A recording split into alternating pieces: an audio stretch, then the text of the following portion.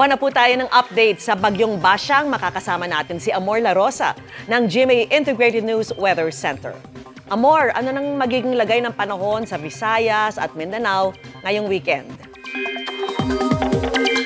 Salamat Vicky, mga kapuso. Matapos ilang beses maglandfall ang Bagyong Basyang, humina po ito kaya unti-unti na ring mababawasan yung mga pag-ulan at malakas na hangin sa malaking bahagi ng Visayas at ng Mindanao.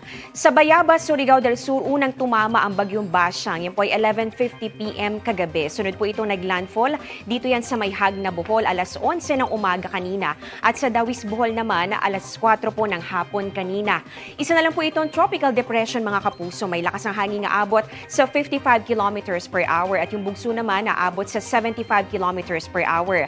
Ang pagkilos po nito sa ngayon ay pa-west-southwest sa bilis na 15 kilometers per hour. Ayon po sa pag-asa, posibleng unti-unting umangat yung pagkilos ng bagyo sa mga susunod na oras at pwede rin magkaroon yan ng isa pang landfall dito yan sa may southern portion ng Cebu at sa Negros Oriental. Mula po yan ngayon hanggang bukas ng madaling araw. Sunod naman itong tutumbukin itong southern portion ng Panay Island. Pero mga kapuso, nakikita rin po ng pag-asa na hihina pa lalo ang Bagyong Basyang at maaaring maging isang low pressure area na lamang sa loob yan ng susunod na 12 oras. Bukod kasi sa maraming beses sa pagtama sa lupa o yung multiple landfall po nito ay nakakapagpahina rin sa bagyo yung malamig at tuyong hanging amihan.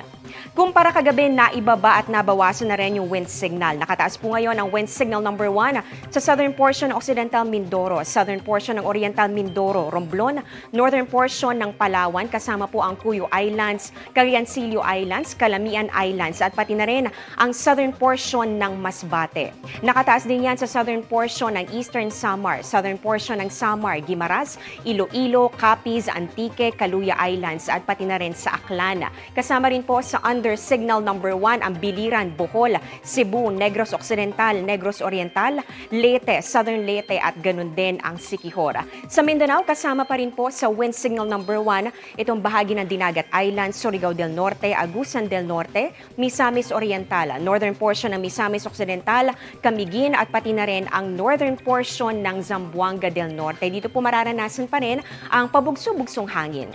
Patuloy rin ang pag-iral ng northeast monsoon o yung hanging amihan sa malaking bahagi po yan ng Luzon. At ayon po sa pag-asa, posible ring magpaulan yung shear line at yung localized thunderstorms ngayong weekend.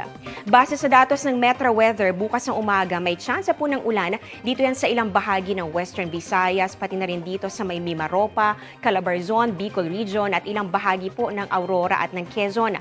Pagsapit ng hapon, mas marami ng lugar ang uulanin, kabilang dyan ang malaking bahagi ng Visayas, ganoon din dito sa may Southern Luzon, Bicol Region at ilang lugar dito sa Northern and Central Luzon, lalong-lalo na sa may Cagayan at pati na rin sa Isabela and Aurora area.